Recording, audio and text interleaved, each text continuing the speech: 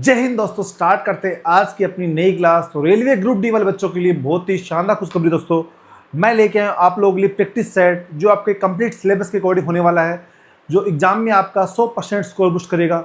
बहुत ही शानदार mock test लेगा दोस्तों। देखते हैं आज का अपना पहला क्वेश्चन। देखो पहला क्वेश्चन पूछा ऐसे कि दो पुत्रों की माता अपने बड़े पुत्र से 20 वर्ष बड़ी है।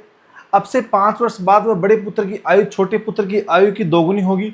उनकी वर्तमान आयु का अनुपात यहाँ पे 3:1 है। ठीक है भाई, यहाँ पर 3:1 है। तो माता की वर्तमान आयु क्या है? ठीक है भाई, अब यहाँ देखो तो उनकी वर्तमान आयु मतलब किसकी? बड़े छोटे की। तो यहाँ पे लिख लो बिग ब्रदर, तो यहाँ पे स्मॉल, इनका रेशियो इधर का 3:1। ठीक है भाई। और अब से 5 वर्ष बाद बड़े पुत्र की आयु छोटे पुत्र की दोगुनी। तो बड़े पुत्र की आयु वो छोटे पुत्र की दोगुनी है। ठीक है भाई। यहाँ पे अब से 5 वर्ष बाद बड़े पुत्र की आयु छोटे पुत्र की आयु की दोगुनी। तो यदि इसको दोस्तों यहाँ पे यदि अपन 1 मानते हैं तो इसको यहाँ पे 2 मानना पड़ेगा, ये इसकी दोगुनी हो जाएगी। मगर यहाँ डिफरेंस यहाँ पे 1 का है, यहाँ पे 2 का, यहाँ पे 1 का डिफरेंस सेम करेंगे। तो यहाँ पे 2 से मल्टीप्लाई कर दो और यहाँ भी 2 से मल्टीप्लाई कर दो। तो ये 3 से 4 हुआ और 1 से 2 हुआ। तो 1 साल के बाद में, मगर यहाँ बोला 5 वर्ष बाद में। तो 1 की वैल्यू 5, तो 3 की वैल्यू 15, 3 की वैल्यू 15। तो 15 उम्र किसकी है भाई? आपकी वर्तमान आयु उम्र में 15 उम्र किसकी? बड़े की। तो बड़े की 15, उससे 20 साल बड़ी कौन है भाई? माता है। तो माता की उम्र आ जाएगी 35 साल। Option number A is the right answer. ठीक है भाई, चलिए आगे देखो भाई। यहाँ पे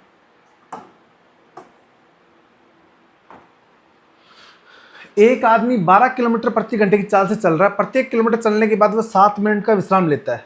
तो 6 किलोमीटर की दूरी में वो 6 बार विश्राम लेगा भी। पहला किलोमीटर चला, फिर यहाँ विश्राम ले लिया, फिर चला, फिर यहाँ लिया, फिर चला यहाँ लिया, फिर चला यहाँ लिया, फिर चला यहाँ, फिर यहाँ। तो टोटल वो इनके बीच में दोस्तों 6 बार गैप लेगा। 6 मतलब 1 किलोमीटर में 7 मिनट, तो 6 बार में 42 मिनट तो वो रुक जाएगा। प्लस में 6 किलोमीटर चल रहा है, स्पीड उसकी 12 किलोमीटर प्रति घंटा, 1 घंटे में 12 किलोमीटर, तो 6 किलोमीटर के लिए आधा घंटा। तो 42 + 30। एक सेकंड देखो भाई दोस्तों, नहीं दोस्तों, यहाँ पे क्या बोला है इसमें? 7 है ना अपने पास, 7 मिनट का अंतराल है, 6 किलोमीटर है। तो स्टार्टिंग का तो वो 1 किलोमीटर यहाँ चलेगा, तो यहाँ से रुकेगा वो। अब यहाँ रुकेगा वो 5 बार रुकेगा, सॉरी वो रुकेगा 5 बार। तो 35 + 30 65, टोटल लगेगी 65। भाई नॉर्मल सी बात है, पहला किलोमीटर चलेगा तब थोड़ा रुकेगा वो, पहला किलोमीटर चलने के बाद में फिर रुकेगा दूसरे किलोमीटर के बीच में। तो यहाँ पे 5 अंतर आएगा। ठीक है भाई। तो 35 + 30 65 मिनट। ऑप्शन नंबर सी। चलिए देखो भाई, अच्छा क्वेश्चन है ये, क्वेश्चन शानदार है। ए और बी एक पार्क के गोलाकार ट्रैक पे, जैसे एक गोलाकार ट्रैक ऐसे है, यहाँ पे सेंटर में ए है, इस तरफ ए जा रहा है और इस तरफ बी जा रहा है। ठीक है भाई, ये बी होगा। ठीक है। अब इसकी जो परिधि अपने पास सेंटर में दे रखी है, इसकी जो परिधि है वो कितनी? यहाँ पे 1.2 किलोमीटर, ये उसकी परिधि दे रखी है। ठीक है भाई। वो सुबह 6 बजे, तो ये टाइम अपने पास यहाँ पे कितना है? 6 AM, 6 AM पे दोनों चल रहे हैं। ठीक है भाई। अब दोनों एक दूसरे के अपोजिट चल रहे हैं, तो स्टार्टिंग में उनको टाइम क्या लगेगा भाई? ये 5 की स्पीड से और ये 7 की स्पीड से। तो 12 की स्पीड से डिस्टेंस कितनी है? 1.2, और 12 की स्पीड से तो 0.1 आवर लगेगा एक बार मिलने में। ऐसे वो 5 चक्कर लगा रहे, तो 5 चक्कर में 5 से इंटू कर देंगे, तो 0.5 आवर्स। इसको चेंज किस में करना है? मिनट में। तो डिवाइड बाई 60, 5 से काटेंगे, 5 से काटेंगे नहीं, 0.5 आवर को 60 से मल्टीप्लाई करना पड़ेगा आपको। तो 0.5 × 60 करना पड़ेगा। तो 6 × 30 30 मिनट, तो 30 मिनट उनको लगेंगे 5 बार में। तो 6 बजे वो दौड़ना स्टार्ट किया, तो 6:30, तो 6:30 पे वो क्या बोल रहा है क्वेश्चन में? वे 5 बार किस समय में मिलेंगे? तो 6:30 पे वो 5 बार आपस में एक दूसरे मिलेंगे। ठीक है दोस्तों, चलिए आगे देखिए दोस्तों। अगला क्वेश्चन बहुत ही शानदार है। समान ब्याज दर पर 2 वर्ष में साधारण ब्याज 44 रुपये, चक्रवृद्धि ब्याज 45 रुपये, तो मूलधन निकालना है। अब दोस्तों 2 साल का अपने पास ऐसा ही 44 है, तो 1 साल का कितना आएगा दोस्तों? 1 साल का कितना आएगा? 1 साल का इसका आधा हो जाएगा, 22 रुपये। ठीक है। और 1 साल का एस आई इतना है तो 1 साल का सी आई भी तो सेम होगा, सी आई 22 आएगा। अब एस आई इतना, सी आई इतना, इनके बीच का अंतर कितना दोस्तों? 1 का। और 1 की वैल्यू यहाँ पे ऐसा कितना है? 1 की वैल्यू 22। अब रेट कैसे निकाल दोस्तों अपने पास में? 1 की वैल्यू 22 तो 1/22 इंटू 100 ऐसे निकालते रेट भाई। ठीक है भाई, ये रेट आ गई मेरी, ये रेट आ गई यहाँ से। अब आपको निकालना प्रिंसिपल, तो निकालो भाई प्रिंसिपल इंटू रेट है 1/22 इंटू 100 अपॉन में 100। और 1 साल का ऐसा कितना है? 22। तो शून्य शून्य कैंसिल, 22 इंटू 22 484। तो प्रिंसिपल है 484। 484 option number B is the right answer. चलिए आगे भी। किसी परिवार की मासिक आय में 15% की वृद्धि हुई है। उन्होंने भोजन पे 10%, किराए पे 20% की वृद्धि। यदि भोजन पर उनका प्रारंभिक मासिक 12,000 और किराए पे 8,000 है तो प्रारंभिक मासिक बचत 15,000 रुपये थी, तो उनकी नई मासिक बचत कितनी है?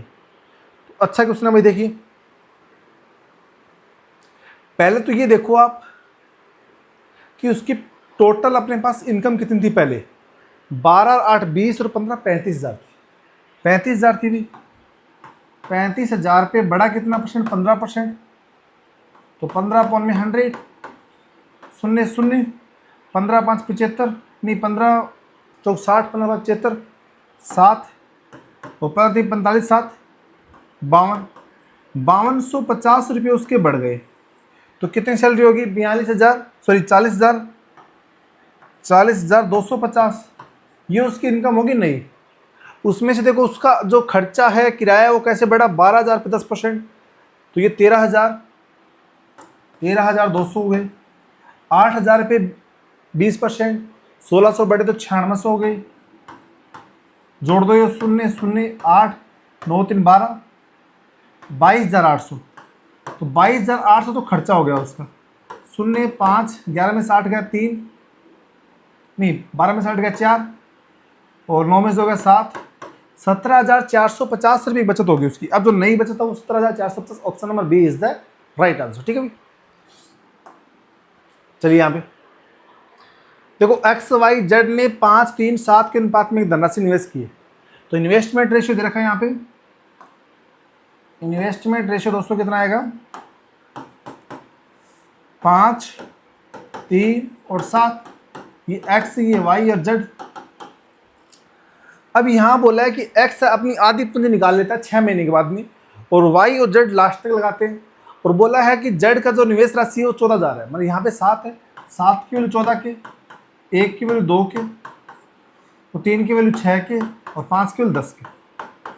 अब 10 के है 10,000 रुपये तो 6 महीने के लिए लगा रहा है, और ये 6,000 रुपये 12 महीने लगा रहा है, और ये 14,000 रुपये 12 महीने लगा रहा है। तो बाकी वाला जो 5,000 है वो भी 6 महीने लगा रहा है वो। तो यहाँ पे 10 6 60 और 30 90,000 रुपये लगाया उसने।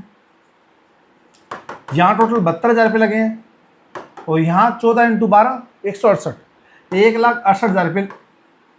ये इनका प्रॉफिट का क्या है अपने पास रेशियो है। अब 3 शून्य काटो यहाँ पे। ठीक है भाई, अब देखो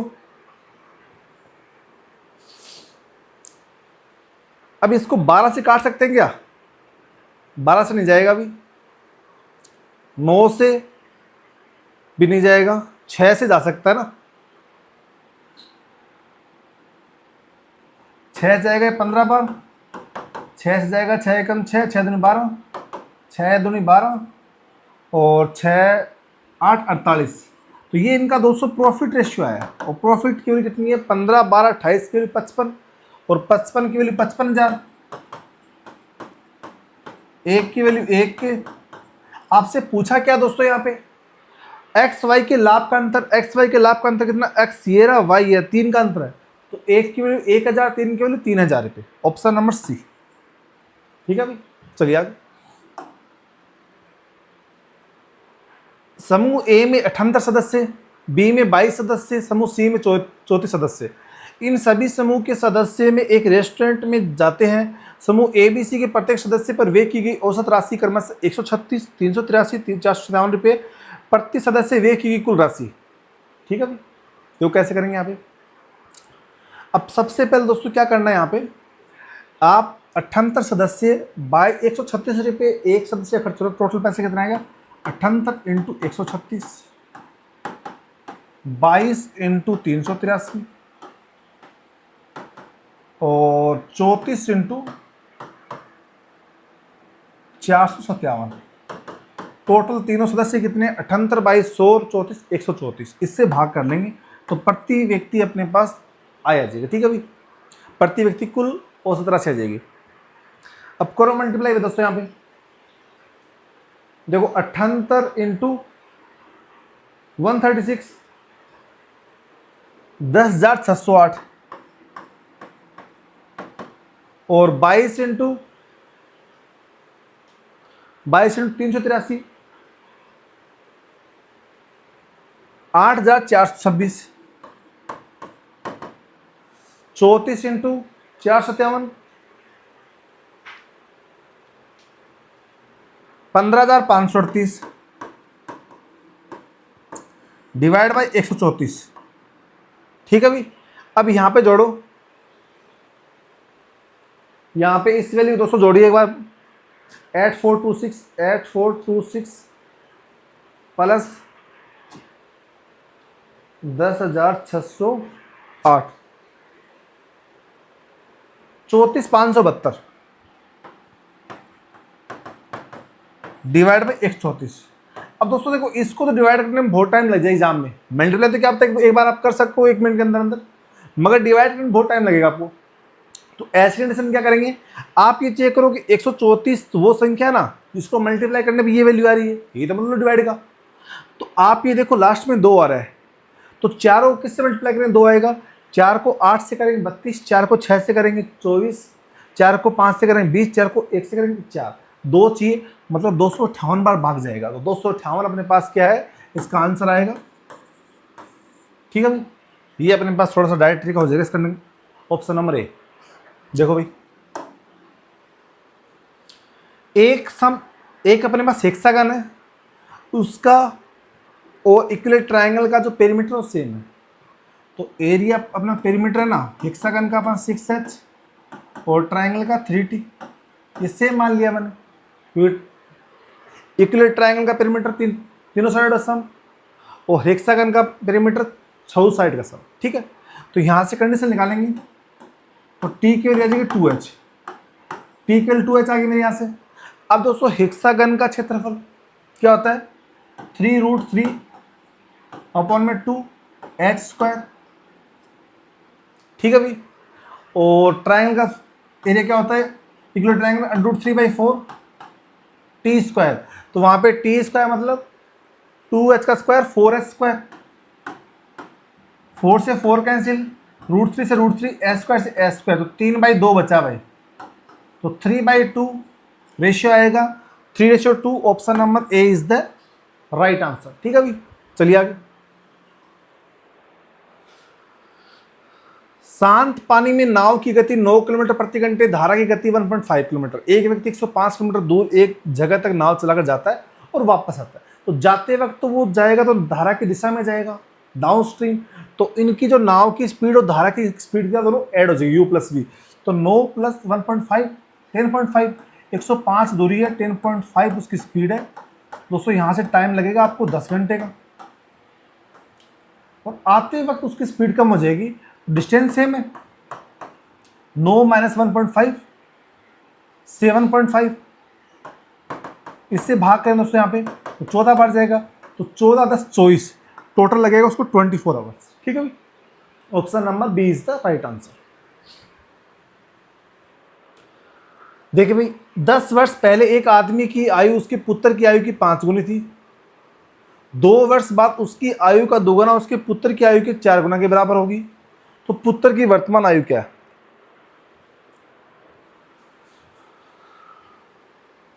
10 वर्ष पहले एक आदमी की आयु उसकी पुत्र की आयु की 5 गुनी, आदमी की आयु और उसकी पुत्र की आयु की 5 गुनी थी।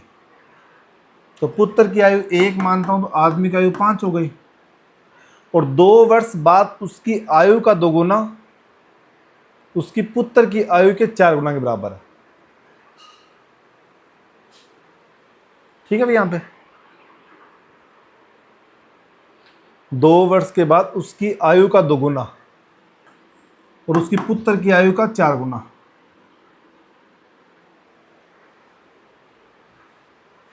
पुत्र की आयु के 4 गुना के बराबर है, तो 2:1 में बनेगा भाई। ये 2:1 बनेगा, तभी तो इसका डबल हो जाएगा वो।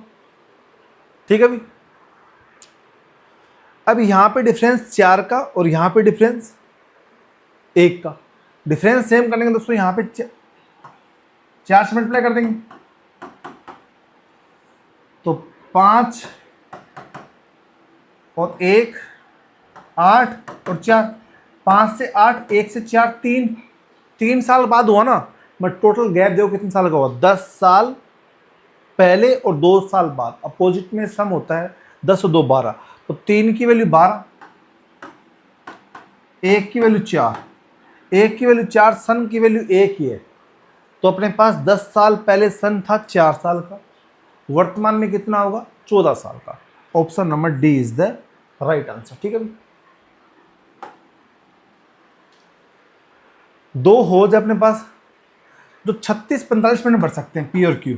ये पी और ये क्यू, ये 36, ये 45, एलसीएम 180, एफिशिएंसी 5 और 4। अब ये बोल रहा है कि कुछ समय दोनों पाइपों को चलाया जाता है, फिर क्यू को बंद कर दिया जाता है। होज 30 मिनट में भर जाता है, तो पाइप क्यू कितने समय बाद बंद किया।